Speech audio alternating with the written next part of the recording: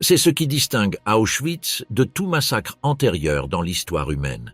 Que quelqu'un se soit assis à une table à dessin et calculé les dimensions, choisi les matériaux, approuvé les budgets. Qu'un architecte SS nommé Karl Bischoff ait signé le 14 octobre 1941 le plan complet d'un camp qui allait traiter plus d'1 million de vies humaines comme s'il s'agissait de matières premières. Qu'une entreprise nommée Topf und Söhne d'Erfurt ait envoyé des lettres techniques discutant de la résistance des briques aux températures des fours crématoires, des briques qui devaient résister à la chaleur des corps humains en combustion.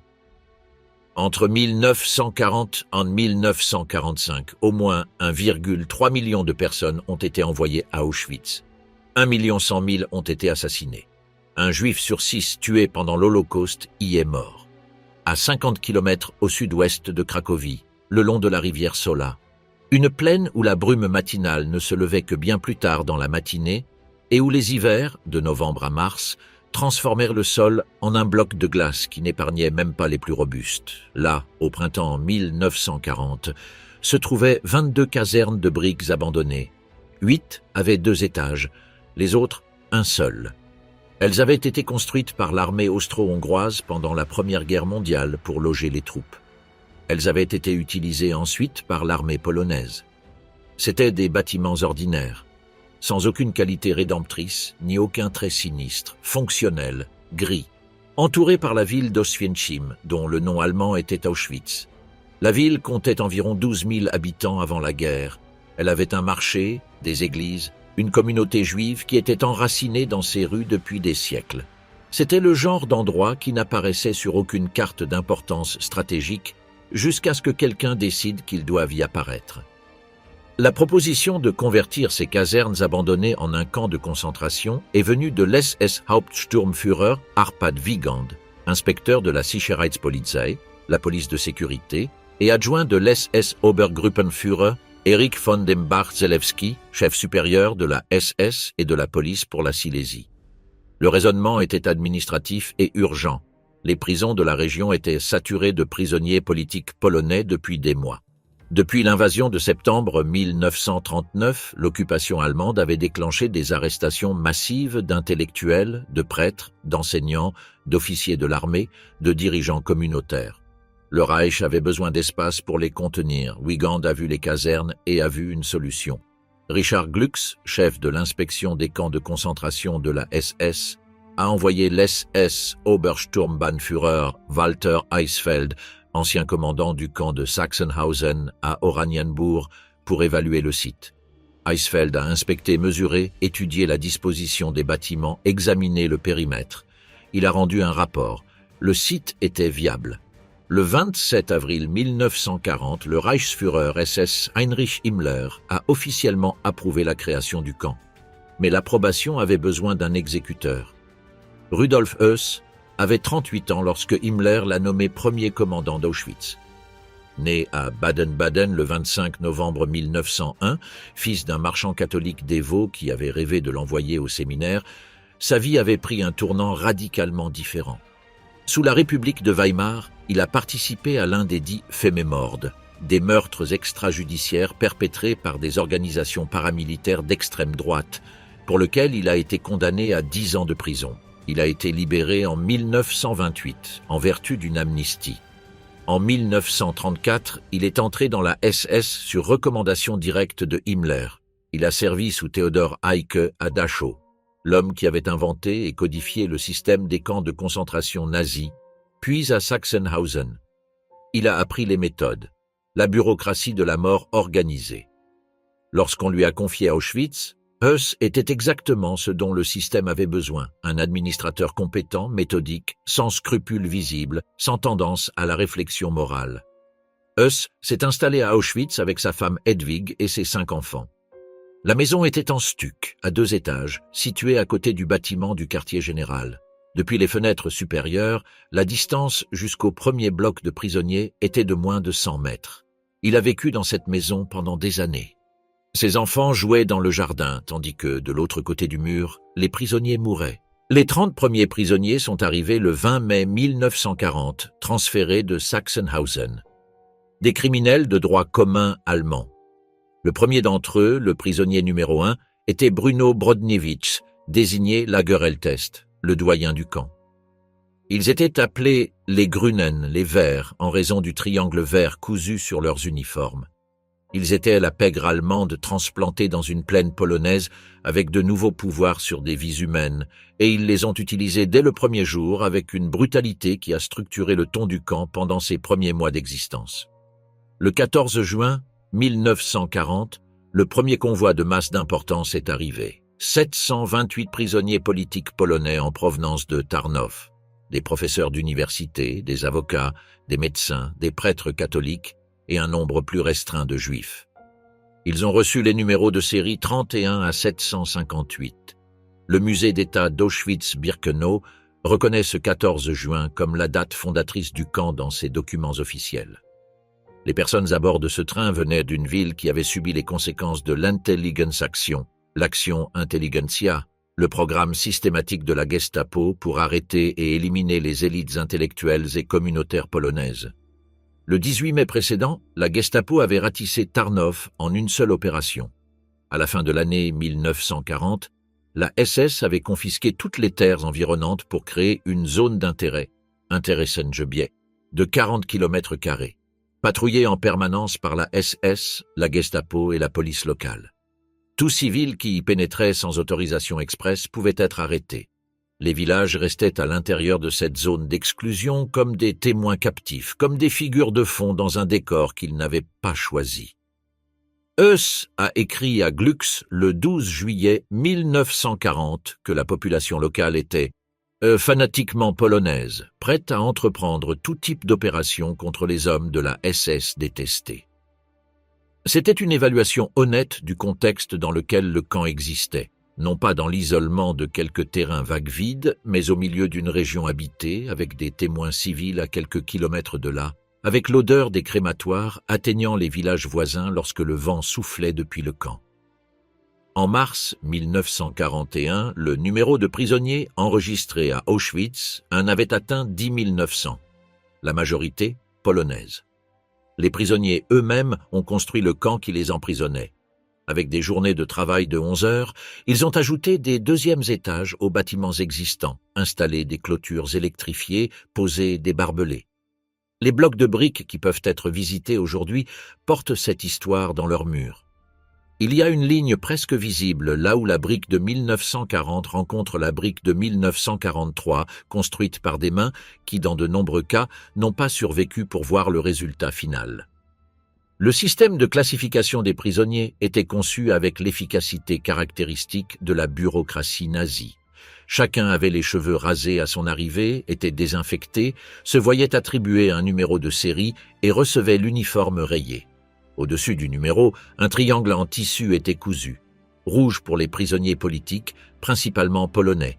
Vert pour les criminels de droit commun. Noir pour les soi-disant asociaux, vagabonds, sans-abri, roms. Violette pour les témoins de Jéhovah. Rose pour les homosexuels, principalement allemands. Les Juifs portaient une étoile de David jaune formée par 2 triangles superposés avec une lettre indiquant leur nationalité. Auschwitz était le seul camp où les prisonniers étaient tatoués. Les prisonniers de guerre soviétiques recevaient le numéro sur le côté gauche de la poitrine. Les civils, sur l'avant-bras gauche, sur la face interne. L'encre était fournie par la société Pelikan, qui existe encore aujourd'hui en tant que marque commerciale.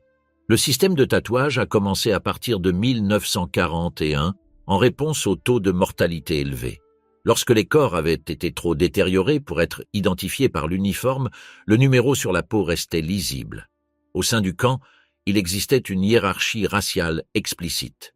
Les prisonniers allemands occupaient l'échelon le plus élevé du système interne. Ensuite, les non-juifs d'autres nationalités. À la base, les juifs, auxquels il était également interdit de recevoir de la correspondance. Les autres prisonniers, dans des conditions normales, pouvaient écrire à leur famille en allemand le dimanche. Les Juifs ne le pouvaient pas. Il leur était également interdit de posséder des montres ou des calendriers. C'était une privation délibérée de la notion de temps. Ne pas savoir quel jour on était, quel mois, combien de temps s'était écoulé depuis leur arrivée. Seuls 2 calendriers juifs fabriqués clandestinement à l'intérieur du camp ont survécu jusqu'à la libération. Cette hiérarchie n'était pas une improvisation, c'était l'idéologie nazie opérant comme un système de gestion. Le camp que Heuss a construit en 1940 avait un taux de mortalité exceptionnel, mais les prisonniers mouraient de faim, de maladie, des coups des capots et de la SS. L'extermination en tant que politique d'État planifiée arriverait plus tard. 2 événements allaient la déclencher, l'invasion de l'Union soviétique le 22 juin 1941 et la conférence de Wannsee le 20 janvier 1942. Mais à ce moment-là, Auschwitz se transformait déjà depuis 1 an. La journée commençait avant l'aube, à 4h30 du matin en été. À 5h30 en hiver, la seule concession que le système faisait au froid polonais. Un gong métallique résonnait à travers les blocs. Le bloc Schreiber ou le Stubendienst, le surveillant de la caserne, battait immédiatement les détenus avec des bâtons ou avec ses mains pour les forcer à se lever. Il n'y avait pas de place pour la lenteur, pour la douleur, pour la confusion du réveil. Le premier objectif de la journée était l'hygiène personnelle. En théorie. En pratique, les ressources faisaient de l'hygiène une aspiration presque irréalisable. À Auschwitz, le lavoir était un bâtiment communautaire où des dizaines ou des centaines d'hommes devaient se laver simultanément à l'eau froide, fréquemment sale et sans savon. Le temps disponible était à peine de quelques minutes. Primo Levi a décrit le lavoir d'Auschwitz, 3 en 1944, comme un endroit mal éclairé, plein de courants d'air, avec le sol en briques couvert d'une couche de boue. Les murs, écrivait-il, étaient décorés de fresques montrant le bon prisonnier, le crâne rasé, se savonnant diligemment, et le mauvais prisonnier, avec un nez sémitique prononcé, avec des vêtements sales. Sous le premier, so bist du Rhin, c'est ainsi que tu es propre. Sous le second, so gehst du ein, c'est ainsi que tu finis mal. Les latrines présentaient leurs propres conditions d'horreur systématiques. Dans le secteur BI à d'Auschwitz de Birkenau, les toilettes étaient des canaux en béton avec 58 trous pour s'asseoir, accessibles seulement 2 fois par jour, matin et soir, et pour un temps strictement limité. Un prisonnier était spécifiquement assigné pour mesurer combien de temps les travailleurs mettaient pour utiliser les installations. Ceux qui prenaient trop de temps étaient battus. La gynécologue Gisela Perl, qui a survécu au camp des femmes et a publié son témoignage en 1948, a écrit qu'il y avait une latrine pour entre 30 000 et 32 000 femmes et qu'elles n'étaient autorisées à l'utiliser qu'à certains moments de la journée. Elle a décrit comment la latrine consistait en des planches au-dessus d'un fossé profond où les femmes s'accroupissaient si étroitement que, selon ses mots, nous ne pouvions pas éviter de nous salir les unes les autres. Étant donné que la dysenterie et les infections intestinales étaient endémiques, une conséquence directe de la malnutrition, de l'eau contaminée et de la surpopulation, la restriction de l'accès aux installations sanitaires créait un cycle pervers de maladies et de punitions. L'appel suivait le lavage. Les prisonniers sortaient des baraquements et s'alignaient dans la cour sur des rangées de 10. L'appel, le recensement, pouvait durer de quelques minutes à des heures interminables, selon l'humeur des officiers SS de service et selon que le nombre total de prisonniers correspondait. Si quelqu'un manquait, en raison d'un décès pendant la nuit, d'une incapacité à l'infirmerie ou d'une tentative d'évasion, le recensement recommençait. Les prisonniers restaient debout au garde-à-vous, indépendamment de la température, de la pluie, de la neige. Le 6 juillet 1940, l'appel a duré 19 heures parce que Tadeusz Wiejowski s'était évadé. Des centaines de prisonniers sont restés debout pendant une nuit entière et la majeure partie de la journée suivante. Quiconque s'effondrait était forcé de se lever. Quiconque ne pouvait pas se lever était traîné. En 1941, après une autre évasion, le système de représailles collectives a été mis en œuvre, ce qui est devenu une norme permanente. Quand quelqu'un s'évadait, un groupe de prisonniers du même baraquement que le fugitif était sélectionné au hasard et envoyé au bloc 11 pour mourir de faim dans la cellule de famine. L'effet sur la psychologie collective était calculé. Il transformait chaque prisonnier en un gardien implicite des autres. La solidarité et la vigilance mutuelle se transformaient en instruments du système de contrôle. Les gardiens pouvaient imposer des punitions supplémentaires pendant l'appel pour des raisons confinant à l'arbitraire. Un bouton manquant sur l'uniforme, une gamelle mal lavée, une posture qui ne semblait pas assez droite. Les détenus pouvaient être forcés de s'accroupir avec les mains sur la tête pendant 1 heure. Ils pouvaient être battus sur le champ. Ils pouvaient être enregistrés pour une punition formelle qui comprenait la flagellation, le poteau, suspendu par les bras attachés dans le dos, ou l'envoi au bloc 11. Après l'appel, au son de Arbeitskommandos formieren, formaient les groupes de travail. Les prisonniers marchaient en colonne de 5 vers leur poste de travail. Mais avant de partir, la musique. Un orchestre de prisonniers était forcé de jouer une musique joyeuse, des marches, des pièces populaires, des mélodies entraînantes, pendant que les travailleurs sortèrent par les portes du camp vers leur journée de travail. La même musique jouait au retour. La raison officielle était double, faciliter le pas en colonnes ordonnées et simplifier le recensement pour les gardiens. L'effet sur les prisonniers était d'une cruauté particulière que plusieurs survivants ont décrite avec des mots similaires. L'incongruité entre la mélodie et la destination leur était physiquement perturbante. Alma Rosé, nièce du compositeur Gustav Mahler et l'une des violonistes les plus brillantes d'Europe à cette époque, a dirigé l'orchestre des femmes d'Auschwitz jusqu'à sa mort dans le camp en 1944. La journée de travail durait normalement 11 heures. Une grande partie du travail était effectuée à l'extérieur, chantiers de construction, carrières, sablières, scieries, travaux agricoles, sans pause. Le froid polonais de novembre à mars pouvait descendre en dessous de 20 degrés sous zéro. Les minces uniformes en tissu rayé ne fournissaient pas une protection thermique suffisante pour travailler à l'extérieur dans ces conditions. Sans gants, sans chaussettes supplémentaires, fréquemment avec des chaussures qui n'étaient pas à la bonne taille ou qui s'étaient détériorées au-delà de toute fonction. Viktor Frankl, un psychiatre viennois qui a survécu à Auschwitz et à d'autres camps et a publié ses réflexions dans Découvrir un sens à sa vie, a écrit que parfois il faisait si froid que les prisonniers urinaient sur eux-mêmes pour se réchauffer momentanément. Il a également décrit comment un morceau de fil de fer trouvé par terre, pour pouvoir attacher la semelle de la chaussure qui se détachait, pouvait littéralement déterminer si un prisonnier survivait la semaine suivante. Sans protection adéquate pour les pieds, des ulcères se développaient en quelques jours et les ulcères menaient à des infections qui menaient à la sélection pour la chambre à gaz. Le régime alimentaire était calculé pour maintenir les prisonniers fonctionnels assez longtemps pour être utiles, sans aucune considération pour la survie à long terme. Le petit déjeuner consistait en un demi-litre d'un substitut de café ou d'une infusion d'herbe. Pas de nourriture solide. Le déjeuner était de 3/4 de litre d'une soupe aqueuse, que les prisonniers décrivaient systématiquement comme désagréable au goût ou directement répulsive. 4 fois par semaine, elle contenait quelques morceaux de pommes de terre ou de rutabaga. Le dîner était la ration la plus consistante, 300 grammes de pain, fréquemment moisi, avec une cuillère à soupe de fromage fondu ou de confiture, ou 25 grammes de margarine ou un petit morceau de saucisse. Des calculs médicaux ultérieurs établissent que ce régime représentait entre 1300 et 1700 calories quotidiennes pour des hommes effectuant un travail physique intense pendant 11 heures. Le besoin calorique de base d'un homme dans ces conditions est d'environ 3500 à 4000 calories. Le déficit était entre 50 et 60%. Le résultat était inévitable et, selon les preuves documentées par l'historien Peter Hayes, était calculé. Dans le camp DJ Farben à Monowitz, les prisonniers étaient réduits à des squelettes ambulants en l'espace de 3 à 4 mois.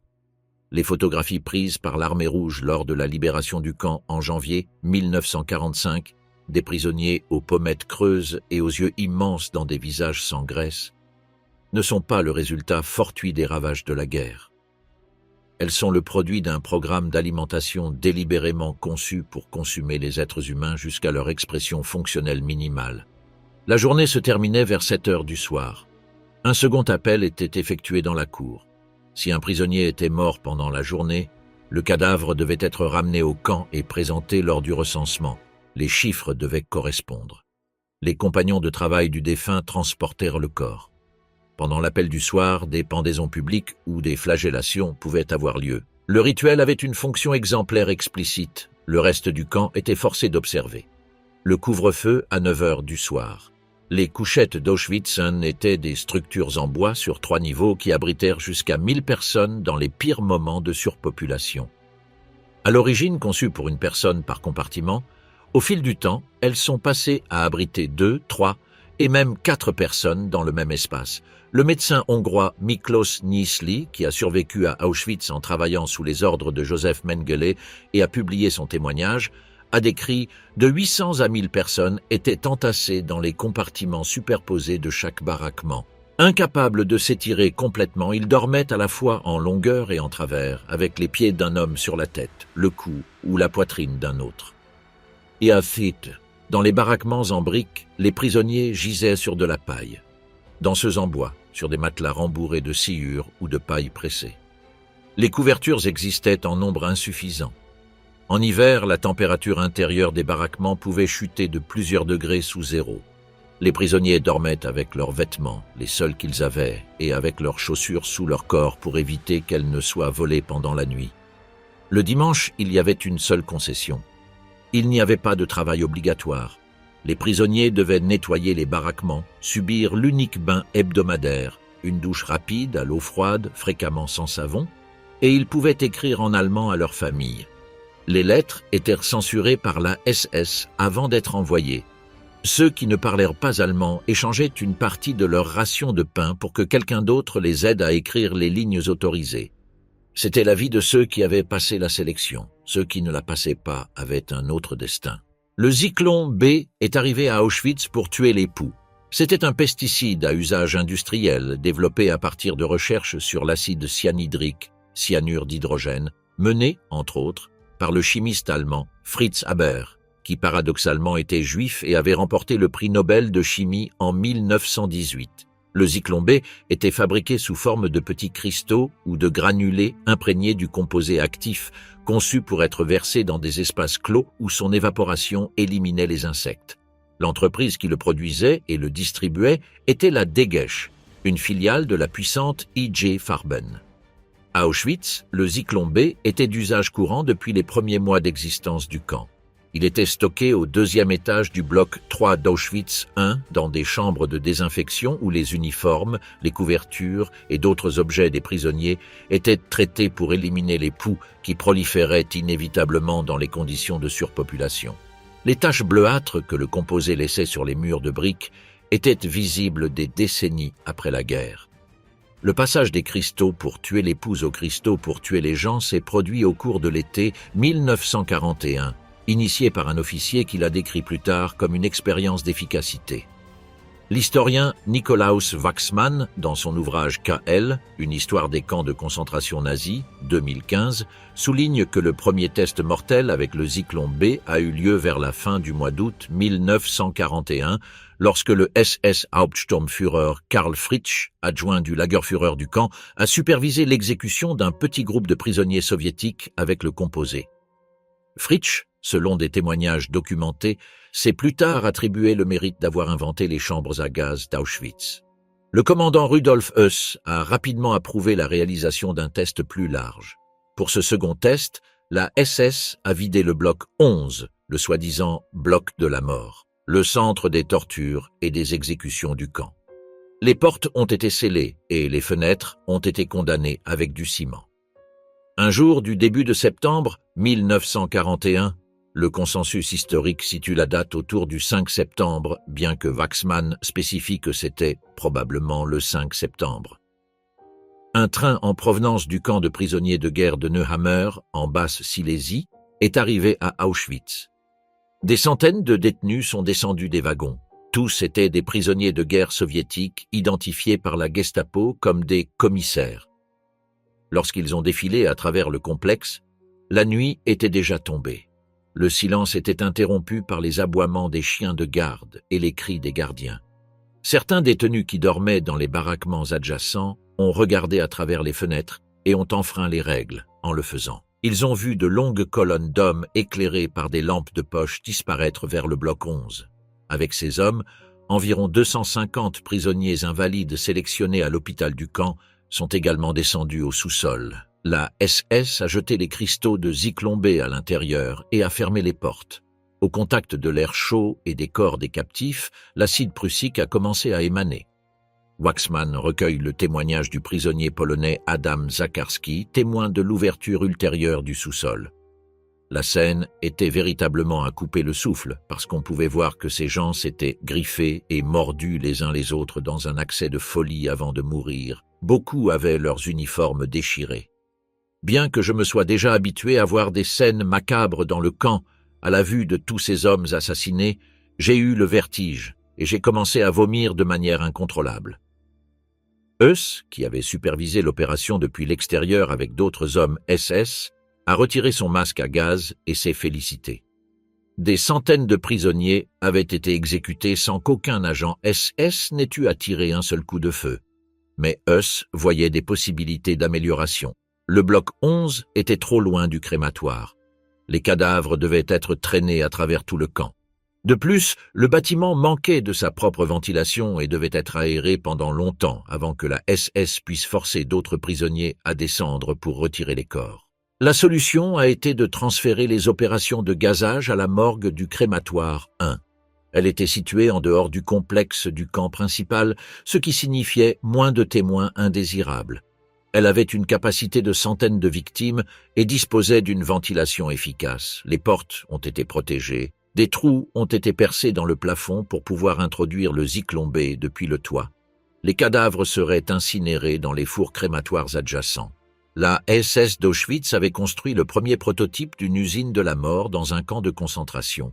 Le premier test dans ce nouvel emplacement est arrivé à la mi-septembre 1941, lorsque environ 900 prisonniers de guerre soviétiques ont été gazés dans le crématoire. À leur arrivée, les agents SS leur ont ordonné de se déshabiller et les ont forcés à entrer dans la morgue, prétendument pour les désinfecter. Ensuite, les portes ont été scellées et les cristaux de gaz ont été jetés dedans. Heuss a décrit la scène dans les mémoires écrits pendant sa captivité avant son exécution. Après l'introduction, certains ont crié « gaz », ce qui a été suivi par de puissants cris et des bousculades vers les portes. Mais celles-ci ont résisté à la pression.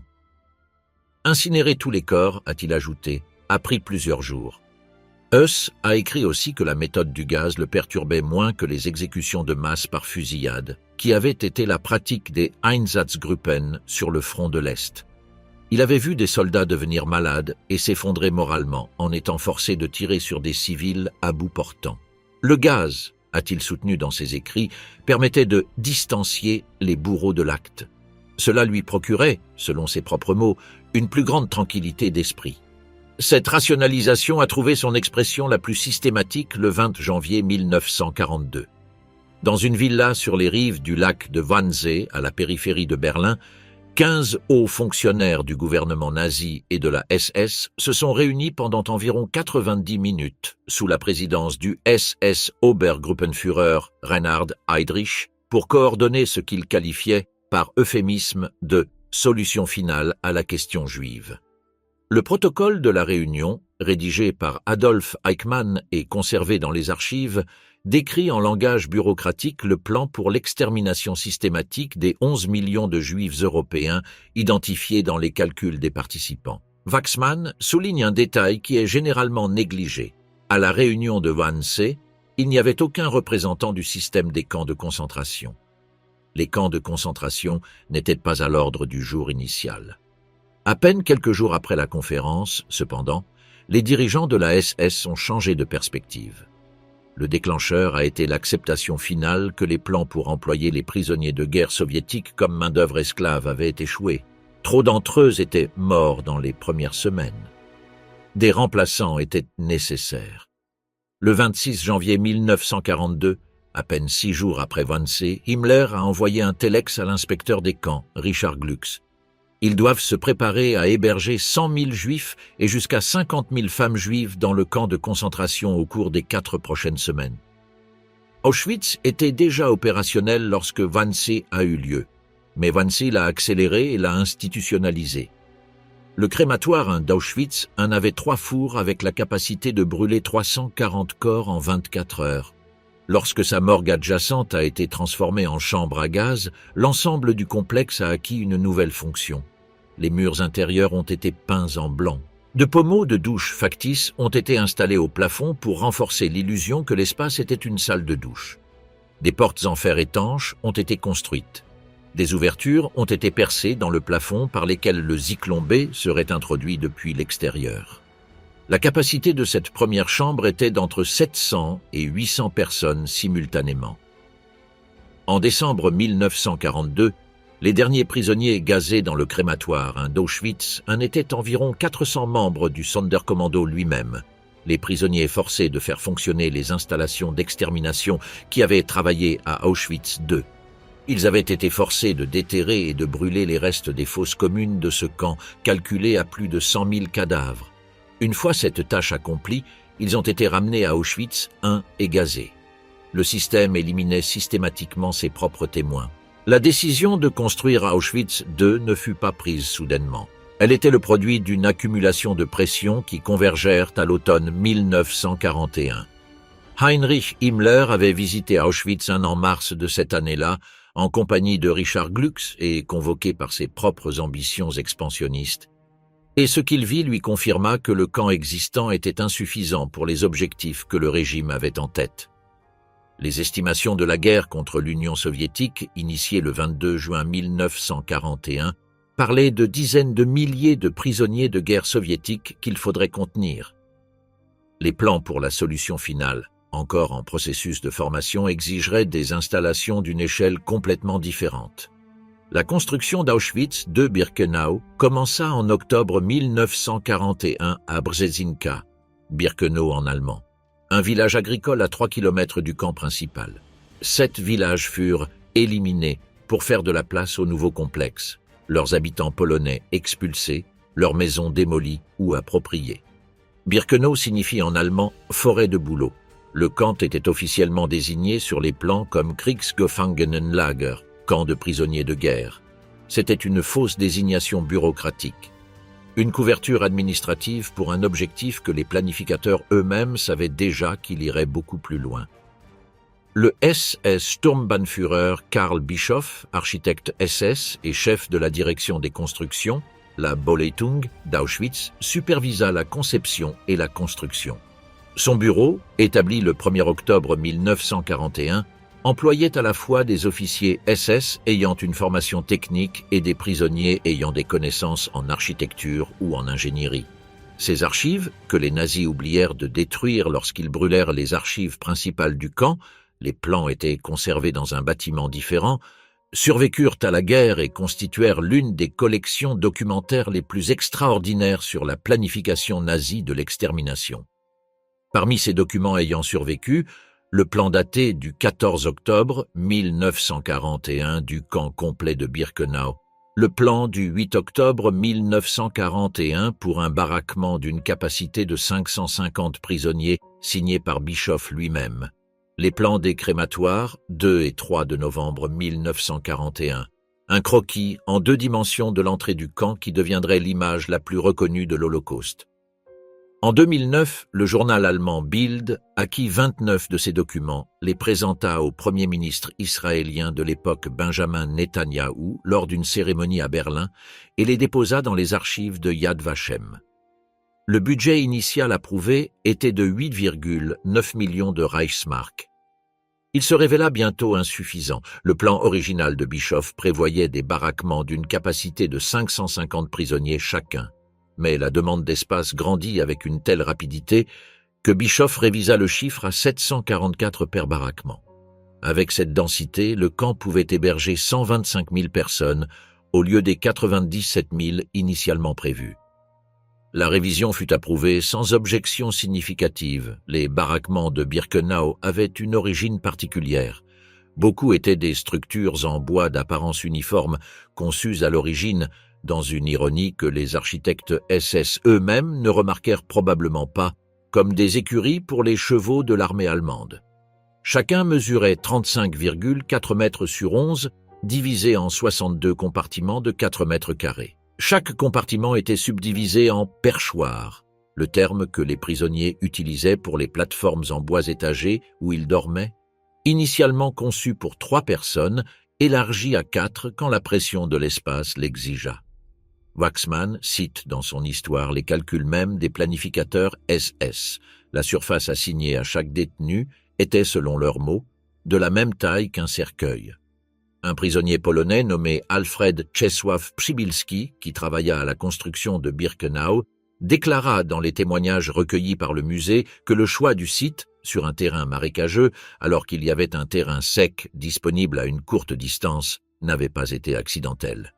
J'ai la ferme conviction que le choix du site, sur un terrain humide, avait l'intention d'exterminer les prisonniers qui y travaillaient et aussi ceux qui habiteraient les bâtiments. Marécageux signifiait des sols qui se transformaient en bourbiers avec la pluie. Un froid qui pénétrait par le bas dans les couchettes en bois. Une eau stagnante qui favorisait les moustiques et les maladies. Les baraquements en bois manquaient d'une isolation thermique efficace. En hiver, le froid était brutal. En été, la chaleur était suffocante. Les fenêtres, dans de nombreux baraquements, ne pouvaient pas être ouvertes. Les gardiens interdisaient la ventilation, probablement pour empêcher la communication entre les blocs ou simplement comme une autre forme de contrôle. Romano Frister, un écrivain qui survécut à Birkenau, se souvint des décennies plus tard des nuits d'hiver dans les baraquements. Les saisons changeaient selon la logique de la nature. L'hiver nous flagellait avec son fouet de gel. Contrairement à la fabrique dans laquelle une chaleur agréable régnait, les baraquements n'étaient jamais chauffés, et les poêles qui s'y trouvaient étaient utilisés comme table. Après la formation du soir qui durait une éternité, il n'y avait pas d'endroit dans lequel nous pouvions nous réchauffer. Nous allions dormir sans enlever nos vêtements, parfois sans enlever nos chaussures. Les premiers prisonniers à habiter Birkenau tout en le construisant furent les 10 000 prisonniers de guerre soviétiques qui arrivèrent entre le 7 et le 25 octobre 1941. Ils vivaient dans la boue, dans des bâtiments inachevés, sans chauffage, avec des rations minimales. Au 1er mars 1942, il n'en restait que 945 enregistrés. Les autres, plus de 9 000 en moins de 5 mois, étaient morts de froid, de faim et de maladie. Un témoignage conservé par le musée, provenant d'un ancien prisonnier dont l'identité n'est pas spécifiée, décrit les baraquements à cette période. Les jours de pluie, le sol en terre battue des baraquements se transformait en un marécage en conséquence du manque de drainage. Les cabanes étaient à l'origine préparées pour 500 personnes. L'ordre du directeur de la construction qui imposa d'ajouter un 3e niveau de couchette fit augmenter la capacité à 800 à 1000 prisonniers par baraquement. Souvent, sur chaque couchette, 10 à 12 personnes étaient allongées au lieu de 4. Birkenau atteignit son apogée en mai 1944, lorsqu'il en vint à compter simultanément 90 000 prisonniers enregistrés dans ses plus de 300 baraquements. Mais ce chiffre de 90 000 ne reflète pas le trafic réel de personnes qui passèrent par le camp. La majorité de ceux qui arrivaient par les trains ne furent jamais enregistrés. Ils passaient directement des wagons à la chambre à gaz. Herta Soswinski, une prisonnière qui travailla comme employée de bureau à la direction des constructions, déclara après la guerre « La tâche de la Bauleitung consistait à planifier tous les travaux de construction au sein d'Auschwitz, y compris les blocs de logement, les installations médicales, les crématoires, les chambres à gaz. » C'était une description extraordinairement calme de ce que signifiait planifier des installations industrielles pour un meurtre de masse. Birkenau comptait 4 crématoires avec chambres à gaz intégrées, crématoires 2, 3, 4 et 5, construits entre 1942 et 1943 avec une capacité officielle de traiter 4416 corps toutes les 24 heures. Dans les moments de plus grande pression, le Sonderkommando, les prisonniers forcés de faire fonctionner les crématoires, pouvaient atteindre environ 8000 crémations quotidiennes en chargeant 3 à 5 cadavres simultanément dans chaque four. Le plan que Bischoff signa le 14 octobre 1941 contemplait déjà les installations qui transformeraient Birkenau en le plus grand complexe d'extermination de l'histoire. Les plans des crématoires 2 et 3 d'Auschwitz-Birkenau furent dessinés avec une précision millimétrique.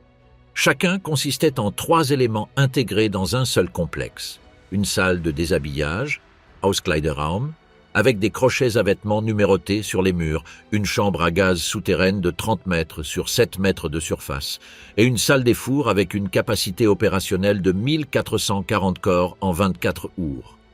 Les crématoires 4 et 5, de conception différente, avaient leurs vestiaires et chambres à gaz au rez-de-chaussée avec une capacité de 768 corps quotidiens chacun. L'entreprise de construction était Topf und Söhne d'Erfurt. Ces archives, conservées en partie après la guerre, documentent la correspondance technique méticuleuse entre les ingénieurs civils et les SS d'Auschwitz. Dans ses lettres, il discutait de la résistance des briques aux températures des fours, de la capacité des ascenseurs qui transportaient les cadavres des vestiaires souterrains aux salles des fours, des systèmes d'extraction d'air. C'étaient des lettres d'ingénierie industrielle.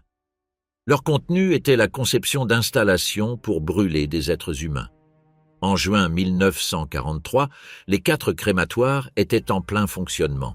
Le processus auquel les victimes étaient soumises était conçu dans les moindres détails pour maintenir le calme jusqu'au dernier moment. Elles étaient conduites par des escaliers vers les salles de déshabillage. Les instructeurs SS leur disaient qu'après la douche, elles recevraient du café chaud. Les panneaux sur les murs indiquaient l'importance de se souvenir du numéro du crochet à vêtements où elles avaient laissé leurs vêtements pour pouvoir les récupérer plus tard. Les pommeaux de douche factices installés au plafond de la chambre à gaz complétaient l'illusion. L'automobile qui transportait le Zyklon B portait peinte la croix rouge du service médical. Le médecin SS qui accompagnait la colonne était là pour s'assurer qu'aucun officier SS ne se retrouvait accidentellement empoisonné pendant le processus. Quand la chambre était pleine, elle pouvait héberger jusqu'à 2000 personnes, les portes étanches se fermaient. Les hommes SS avec des masques à gaz s'approchaient des ouvertures dans le plafond. Ils ouvraient les boîtes de Zyklon B. Ils versaient les cristaux bleuâtres vers l'intérieur.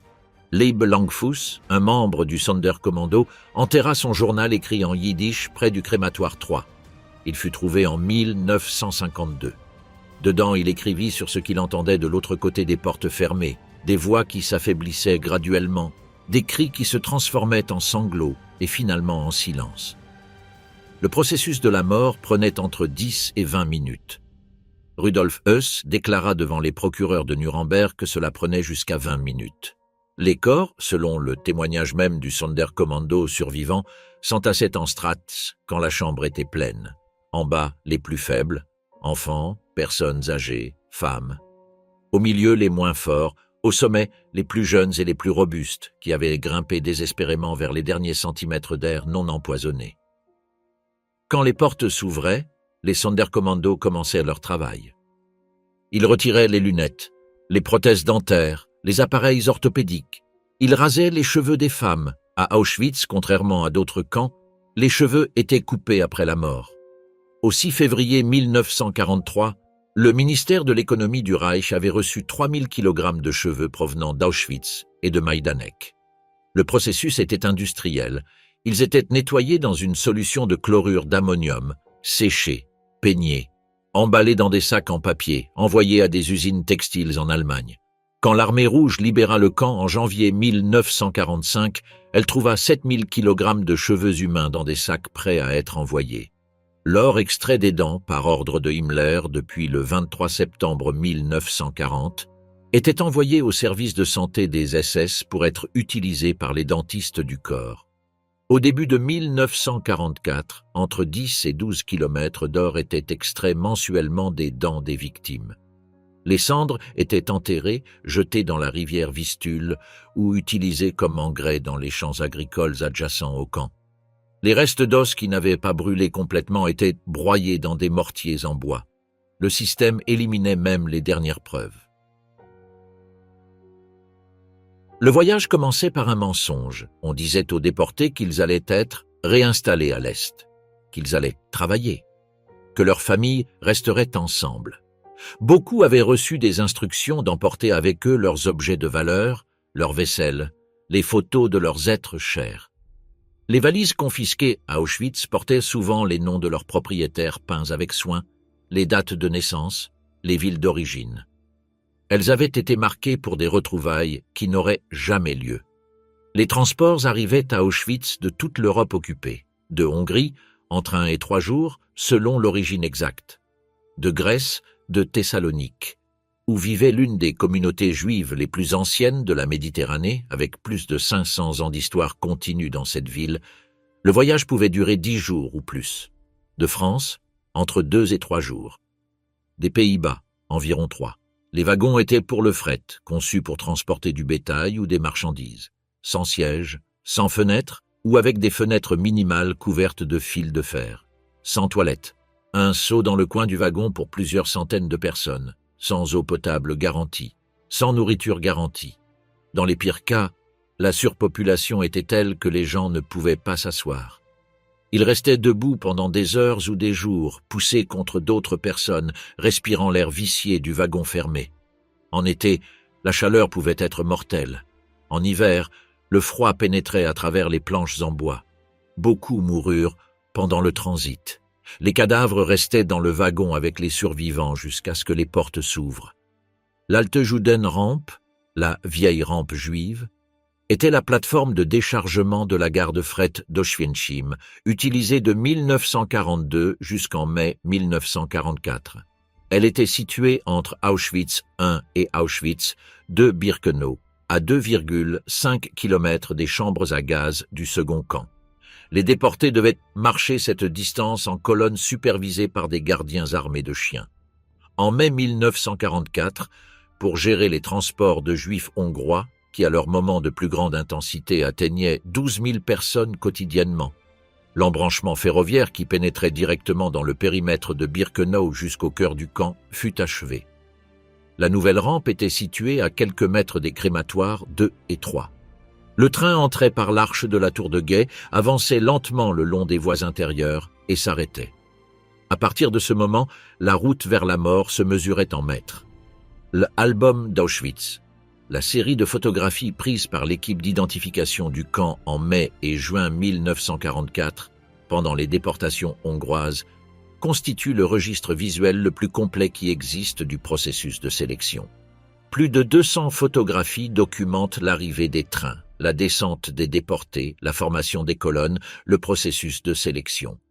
Les photos montrent des familles entières, des hommes avec des chapeaux, des femmes avec des manteaux, des enfants se tenant la main, des personnes âgées s'appuyant sur des cannes. Elles montrent également les médecins SS pointant du doigt. Mais ces photographies furent prises par les SS eux-mêmes.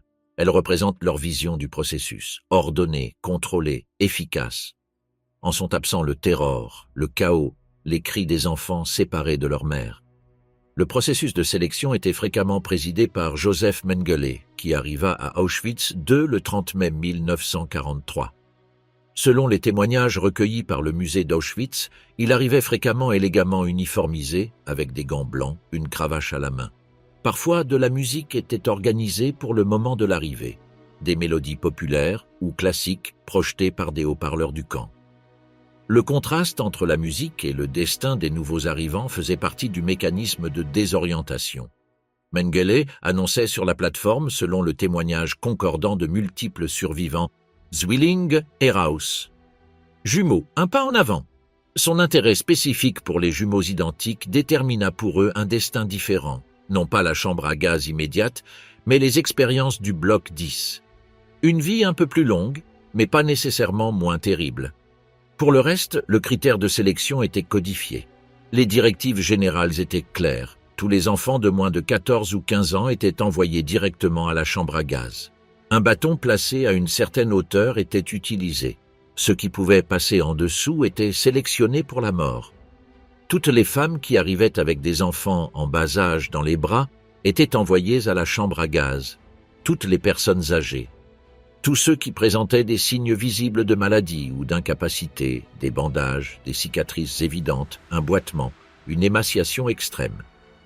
Pratiquement n'importe quel défaut, écrivit l'historien Raoul Hilberg dans son œuvre monumentale « La destruction des Juifs d'Europe », pouvait être une raison suffisante pour être considéré comme inapte au travail. Ceux sélectionnés pour travailler, approximativement entre 20 et 25% des déportés dans la plupart des transports, étaient enregistrés comme prisonniers, recevaient un numéro de matricule et étaient incorporés dans le camp. Les 75 ou 80% restants étaient conduits vers les crématoires en suivant un chemin méticuleusement conçu pour maintenir le calme et éviter la panique. On leur ordonnait de se souvenir de leurs bagages. On leur indiquait la direction avec des gestes rassurants. On leur parlait sur un ton neutre ou même amical. Les SS savaient que si les victimes comprenaient ce qui les attendait, le processus logistique se compliquerait de manière exponentielle. Le système de tromperie avait été conçu spécifiquement pour le volume de personnes qu'il devait traiter. Selon les estimations de l'historien Franciszek Piper, dans la période d'activité maximale, mai à juillet 1944, pendant les déportations hongroises, Les crématoires de Birkenau fonctionnaient littéralement sans repos. Dans ces jours-là, quand 12 000 personnes arrivaient quotidiennement par les trains et que la majeure partie était conduite directement de la plateforme à la chambre à gaz, le Sonderkommando devait recourir à la crémation en plein air dans des fosses excavées derrière les bâtiments. Les colonnes de fumée étaient visibles à des kilomètres à la ronde. L'odeur atteignait les villages voisins. En tout, selon les calculs de Piper publiés en 1991 par Yad Vashem, sur les environ 437 000 juifs hongrois déportés à Auschwitz entre le 14 mai et le début de juillet 1944, environ 320 000 furent assassinés dans les chambres à gaz au cours de cette même période. 75% du total en moins de 2 mois. Le Sonderkommando, qui faisait fonctionner les crématoires, enregistra ce qu'il vit. L'un de ses membres, dont l'identité reste inconnue, réalisa au fusain les dessins du soi-disant carnet d'Auschwitz. 22 illustrations qui montrent le processus depuis la descente du train jusqu'au four. Sur les images, on peut voir ce que les photographies de l'album officiel ne montrent pas. La peur sur les visages, la séparation forcée des familles, les corps entassés. Près du crématoire 3, Salmen Lewenthal enterra ses carnets écrits en yiddish. Ils furent trouvés en 1962. À 7 km à l'est d'Auschwitz I, entre les localités de Dwory et Monowitz, le conglomérat chimique I.J. Farben choisit en 1941 un site pour construire une usine de caoutchouc synthétique essentielle à l'effort de guerre allemand. Le choix n'était pas fortuit. L'Oststeuergesetz de décembre 1940 offrait des exonérations fiscales aux entreprises disposées à développer des industries dans les régions frontalières de l'Est. Et à quelques kilomètres de ce terrain disponible, il y avait quelque chose qu'aucun autre emplacement ne pouvait offrir, le camp de concentration d'Auschwitz, avec sa réserve de main-d'œuvre pratiquement gratuite. Waxman détaille que I.J. Farben fut attiré fondamentalement par la proximité des ressources naturelles et les bonnes communications, mais que la possibilité de disposer de travailleurs forcés au prix de 3 ou 4 Reichsmark par prisonnier et par jour était une composante centrale du calcul économique. En février 1941, Himmler ordonna que la population juive d'Oswiecim soit expulsée pour faire de la place aux travailleurs allemands spécialisés. Les prisonniers du camp commencèrent à travailler à la démolition des maisons à Monowitz en avril de cette année-là. En mai, plusieurs centaines de prisonniers se levaient à 3 heures du matin pour marcher 2 fois par jour d'Auschwitz, un jusqu'au chantier de construction, car les camions étaient rares. Lorsque les administrateurs SS s'inquiétèrent qu'une longue file de prisonniers épuisés traversant la ville d'Oswiecim puisse nuire aux relations germano-polonaises, ils ordonnèrent aux prisonniers de se raser quotidiennement, de rester propres et de chanter tout en marchant. En octobre 1942, le complexe fut achevé. I.J. Farben le paya et le construisit. Le premier camp de concentration financé et érigé par l'industrie privée. Auschwitz III Monowitz mesurait 270 mètres sur 490. À la fin de 1944, il abritait 60 baraquements de 17,5 mètres sur 8. Entre 1943 et 1944, environ 35 000 détenus travaillèrent dans l'usine. Parmi eux, 23 000 moururent de malnutrition, de maladies et d'épuisement. Une moyenne de 32 décès par jour. Les décès et les transferts vers les chambres à gaz d'Auschwitz II réduisaient la population du camp de près d'1/5 chaque mois. Mais I.J. Farben n'était pas la seule entreprise à avoir trouvé à Auschwitz une opportunité commerciale. Krupp et Siemens Schuckert établirent également des usines avec leurs propres sous-camps. L'encre utilisée pour tatouer les numéros sur les avant-bras des prisonniers était fabriquée par l'entreprise Pelikan. Et Bayer, qui faisait alors partie d'I.J. Farben, paya 150 Reichsmark pour chaque groupe de 150 prisonnières d'Auschwitz afin de tester un anesthésique. Il existe dans les archives une lettre d'un employé de Bayer à Heuss qui dit « Le transport de 150 femmes est arrivé en bon état. Cependant, nous n'avons pas pu obtenir de résultats concluants car elles sont mortes pendant les expériences. Nous vous prions de nous envoyer un autre groupe de femmes avec la même quantité et au même prix. » L'odeur des crématoires d'Auschwitz I et II flottait sur le camp de Monowitz selon la direction du vent. Les administrateurs de l'usine menaçaient constamment les prisonniers de la chambre à gaz pour maintenir la productivité. Le 20 août 1944, les avions alliés bombardèrent l'usine d'I.G. Farben pour la première fois. Ils revinrent le 13 septembre, le 18 et le 26 décembre. Les explosions détruisirent des installations. Les prisonniers continuèrent à travailler dans les décombres. Le 19 janvier 1945, la SS ordonna l'évacuation. Le bloc 10 d'Auschwitz I était séparé du bloc 11 uniquement par un couloir et la cour connue sous le nom de mur de la mort. Alors que le bloc 11 représentait la punition, le bloc 10 représentait quelque chose de qualitativement différent, la perversion systématique de la science médicale au service de l'idéologie nazie. Le SS-Hauptsturmführer Karl Klauberg injectait des substances chimiques dans l'utérus des femmes pour tenter de les obstruer de manière permanente dans le cadre d'un programme de stérilisation de masse.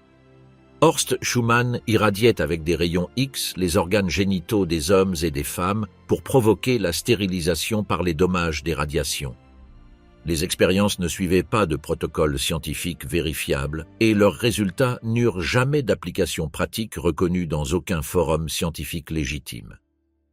Le plus connu des médecins d'Auschwitz arriva au camp le 30 mai 1943. Joseph Mengele avait 32 ans, SS-Hauptsturmführer, docteur en médecine et en anthropologie de l'Université de Francfort. Il fut affecté à Auschwitz-II-Birkenau, où il fut assigné d'abord au camp des familles tziganes, puis à la rampe de sélection. Mengele était ponctuel, méticuleux, correctement vêtu. Il supervisait personnellement les arrivées des trains, écoutant parfois de la musique classique projetée par les haut-parleurs du camp tout en faisant signe de son pouce. Sa fixation particulière était les jumeaux identiques, également les nains, les personnes présentant des malformations, les porteurs de maladies qu'il considérait comme héréditaires. Il établit dans les baraquements 29 et 31 de Birkenau ce que les survivants décrivirent comme un jardin d'enfants pour les enfants, avec lesquels il expérimentait, où il recevait de meilleures rations alimentaires que le reste du camp. Eva Moses-Kor, une survivante dont les témoignages ont été documentés et qui passa par ses expériences lorsqu'elle était enfant avec sa sœur jumelle, décrivit des décennies plus tard l'annonce que Mengele répétait pendant la sélection sur la plateforme. « Zwillinge Heros, les jumeaux, un pas en avant ?» Avec le ton, dit Kor, de quelqu'un qui distribue des bonbons. Les jumeaux sélectionnés voyaient toutes les parties de leur corps mesurées, étaient photographiés, et subissaient des analyses dentaires, de la vue et de l'ouïe. On leur extrayait du sang. Des chirurgies étaient pratiquées sur eux. Des transfusions croisées étaient pratiquées entre la paire de jumeaux. Quand l'un des jumeaux mourait, Mengele ordonnait de tuer l'autre pour pouvoir pratiquer des autopsies simultanées et comparer les organes. Rudolf Brandt et Wolfram Sievers, directeur général de l'Ahnenerbe, l'institut de recherche pseudo-scientifique de la SS, livrèrent les squelettes de 87 prisonniers juifs sélectionnés pour leurs caractéristiques physiques à l'Institut d'anatomie de la Reichsuniversität de Strasbourg. La collection fut autorisée par Himmler et dirigée par le professeur August Hirt. Brandt et Sievers furent exécutés en 1948 après avoir été condamnés lors du procès des médecins. Le procès des médecins à Nuremberg, célébré entre 1946 et 1947, fut le premier des 12 procès qui suivirent le procès principal de Nuremberg. Ces sentences articulèrent pour la première fois en droit international les principes qui constituent le Code de Nuremberg sur l'éthique médicale, le consentement volontaire du sujet, la nécessité scientifique réelle, la possibilité de se retirer de l'expérience. Tous ces principes avaient été systématiquement violés à Auschwitz. Un autre médecin de la SS, le SS-Sturmbannführer Kurt Heissmeyer, emmena 20 enfants juifs polonais d'Auschwitz au camp de concentration de Neuengamme, près de Hambourg, où il leur injecta le bacille de la tuberculose pour tester d'éventuels remèdes. En avril 1945, lorsque l'avance alliée menaça de faire découvrir l'expérience, les 20 enfants furent assassinés par pendaison pour dissimuler l'épreuve. Auschwitz était conçu pour empêcher la résistance. Il y parvint presque complètement. Presque. La première évasion documentée se produisit le 6 juillet 1940, à peine 3 semaines après l'arrivée du premier transport de masse. Tadeusz Wiejowski, un prisonnier polonais, réussit à s'échapper du camp. Il fut capturé et exécuté. Les représailles s'étendirent bien plus loin que lui. L'appel cette nuit-là dura 19 heures. Des centaines de prisonniers debout pendant une nuit entière et la majeure partie de la journée suivante. Selon l'historien Henryk Swiebocki, au moins 802 prisonniers tentèrent de s'échapper pendant toute l'existence du camp. 757 hommes et 45 femmes. Parmi eux, 144 y parvinrent. 327 furent capturés. Le destin des 331 restants demeura inconnu. Parmi les succès les plus notables, le 20 juin 1942, 4 prisonniers polonais, Eugeniusz Bendera, Kazimierz Pieczowski, Stanisław Gustav Jaster et Józef Lempart, s'introduisirent dans un entrepôt. 3 d'entre eux, vêtus d'uniformes SS, prirent des fusils et une voiture d'état-major et quittèrent le camp avec le 4e comme prisonnier. Plus tard, ils envoyèrent une lettre à Heuss s'excusant pour la perte du véhicule. Le 21 juillet 1944, le prisonnier Jerzy Bielecki se vêtit d'un uniforme SS et, utilisant un laissez-passer contrefait, franchit la porte du camp avec sa petite amie juive, Saïla Cybulska, qu'il présenta comme une détenue devant être interrogée. Tous deux survécurent à la guerre. Yad Vashem reconnut Bielecki comme « juste parmi les nations ». Le 27 avril 1944, Rudolf Vrba, numéro de matricule 44070, et Alfred Wetzler, numéro 29162, s'échappèrent vers la Slovaquie en emportant avec eux des informations détaillées sur les chambres à gaz et les crématoires de Birkenau. Le rapport qu'ils préparèrent, connu sous le nom de rapport Vrba-Wetzler, fut le premier document qui décrivit avec une précision technique le fonctionnement des installations d'extermination d'Auschwitz. Sa distribution en juin 1944 et sa publication partielle dans plusieurs pays contribua à la décision du régent hongrois Miklós Horthy d'interrompre temporairement les déportations de Hongrie. Le rapport Vrba-Wetzler, ainsi que les témoignages d'Arnost Rosin et Czesław Mordowicz, qui s'échappèrent le 27 mai 1944, et celui de Jerzy Tabo lui-même, constituèrent les soi-disant « protocoles d'Auschwitz » publiés en totalité en novembre 1944 par le War Refugee Board des États-Unis. Et puis, le 7 octobre 1944, quelque chose se produisit que les architectes du camp avaient calculé comme impossible. Le Sonderkommando se rebella. Le déclencheur fut l'annonce que 300 d'entre eux seraient transférés pour déblayer des décombres dans un village voisin. Le Sonderkommando savait ce que ces transferts signifiaient. Ce groupe, composé principalement de juifs grecs et hongrois, se souleva.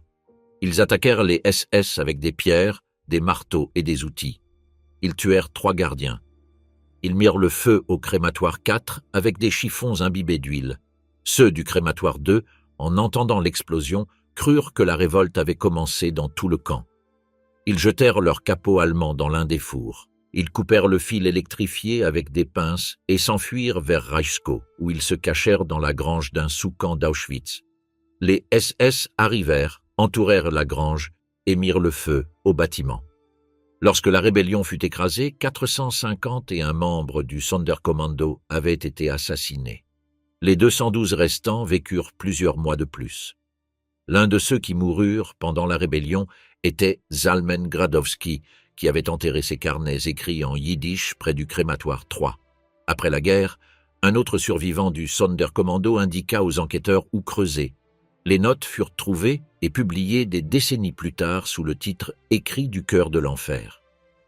La résistance organisée existait également à un autre niveau, le niveau informatique.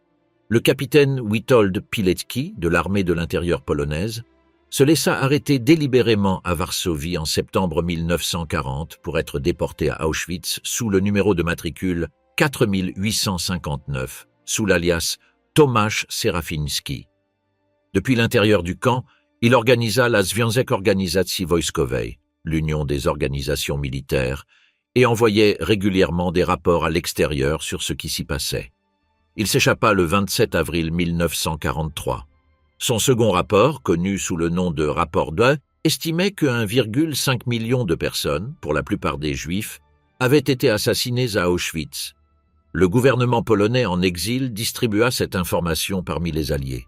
Les réponses furent lentes, insuffisantes ou simplement n'arrivèrent pas.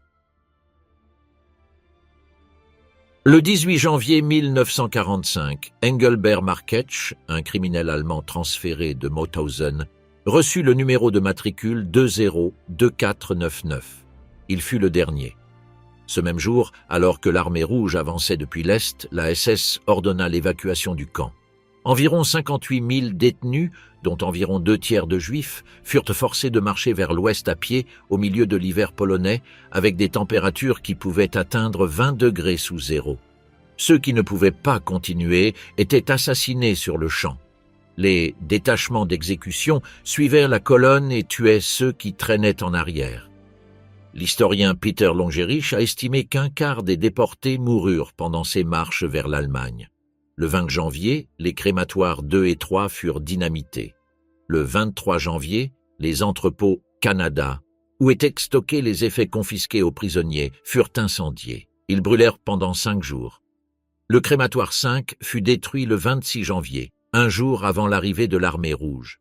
Le 27 janvier 1945, à 9 heures du matin, un soldat de la 100e division de fusiliers de l'armée rouge entra dans Auschwitz III, le camp DJ Farben à Monowitz. D'autres unités de la 70e armée du premier front ukrainien arrivèrent à Auschwitz 1 et 2 vers 3 heures de l'après-midi. Elles trouvèrent 7000 prisonniers vivants dans les 3 camps principaux, 500 de plus dans les sous-camps et plus de 600 cadavres. Elles trouvèrent 837 000 vêtements de femmes, 370 000 costumes d'hommes, 44 000 paires de chaussures, et les 7 000 kilomètres de cheveux humains dans des sacs, prêts à être envoyés aux usines textiles. Le colonel soviétique Georgi Elizavetsky, qui entra dans l'un des baraquements, se souvint des décennies plus tard qu'il essaya de parler avec les survivants en russe, en polonais, en allemand, en ukrainien. Aucune réponse. Enfin, il dit quelques mots en yiddish. Il dit qu'il était juif, il dit qu'ils étaient arrivés pour les libérer. Il raconte qu'alors, comme si une barrière intérieure s'effondrait, les survivants coururent vers les soldats, s'agenouillèrent, embrassèrent les revers de leurs manteaux.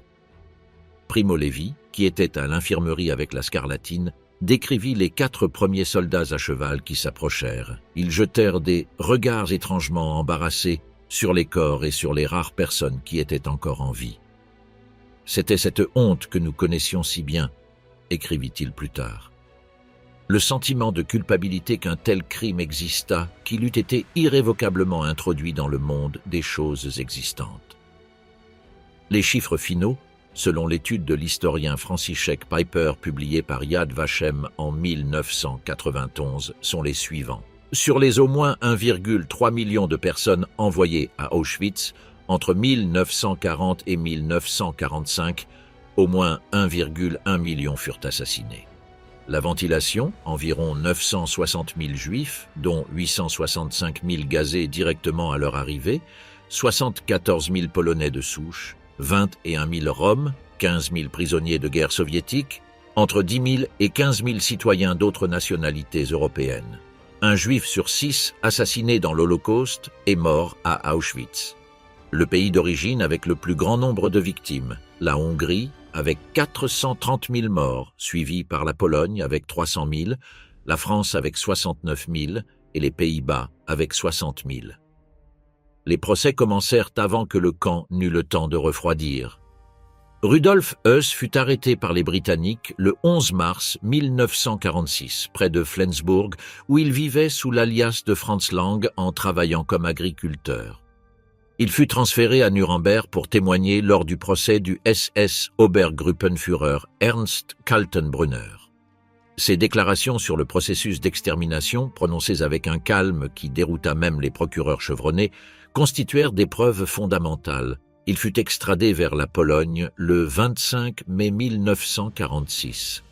Il écrivit ses mémoires en prison, publiés en polonais en 1950 et en allemand en 1958 sous le titre « Le commandant d'Auschwitz ». Il fut condamné à mort le 2 avril 1947. Le 16 avril, il fut pendu à Auschwitz I, à quelques mètres du crématoire I. À Cracovie, le 25 novembre 1947, commença le procès d'Auschwitz, au cours duquel le tribunal suprême national de Pologne poursuivit 40 anciens membres du personnel du camp. Il se conclut le 22 décembre par 23 condamnations à mort, 7 peines de prison à perpétuité et 9 peines de prison. Parmi les personnes exécutées, le commandant Arthur Liebehenschel et la responsable du camp des femmes Maria Mandl. Les procès d'Auschwitz à Francfort, célébrés en Allemagne de l'Ouest du 20 décembre 1963 au 20 août 1965, durèrent 180 jours. 22 accusés. L'acte d'accusation comptait 700 pages, accompagné d'un rapport historique de 300 pages préparé par l'Institut für Zeitgeschichte, avec les témoignages de 254 témoins. Sur les 22 accusés, 19 furent condamnés. 6 à la prison à perpétuité, les autres à des peines entre 3 et 10 ans. Le médecin S.S. Horst Fischer, qui avait personnellement sélectionné au moins 75 000 personnes pour être gazées, fut jugé en Allemagne de l'Est, condamné à mort et exécuté à la guillotine en 1966. Sur les environ 6 335 membres du personnel SS ayant travaillé à Auschwitz, pas plus de 789, moins de 15%, ne furent jamais poursuivis. En 1947, le gouvernement polonais approuva une loi établissant le musée d'État d'Auschwitz-Birkenau sur le site d'Auschwitz 1 et 2. En 1979, l'UNESCO inscrivit le site sur la liste du patrimoine mondial. En 2005, l'Assemblée générale des Nations unies désigna le 27 janvier comme journée internationale dédiée à la mémoire des victimes de l'Holocauste. En 2018, un sondage commandé par la Claims Conference révéla que 41% des adultes américains interrogés ne savaient pas ce qu'était Auschwitz. 22% déclarèrent n'avoir jamais entendu parler de l'Holocauste. Primo Levi, Viktor Frankl, Elie Wiesel, Edith Eger, Simone Weil, des survivants qui ont écrit, témoigné, enseigné pendant des décennies. Viktor Frankl écrivit dans Découvrir un sens à sa vie que même dans les conditions les plus dégradantes imaginables, la liberté de choisir sa propre attitude face à la souffrance ne pouvait être retirée. Elie Wiesel dit lors du 50e anniversaire de la libération: « Après Auschwitz, la condition humaine n'est plus la même. Après Auschwitz, plus rien ne sera jamais pareil. » Auschwitz commença par une décision bureaucratique prise à Berlin, par un architecte qui signa un plan, par une entreprise qui calcula la rentabilité du travail forcé, par un médecin qui décida de pointer son pouce vers la droite ou vers la gauche, par des milliers de personnes qui, chaque jour, choisirent de participer, de se taire ou de regarder ailleurs. L'horreur la plus profonde d'Auschwitz est qu'il fut planifié.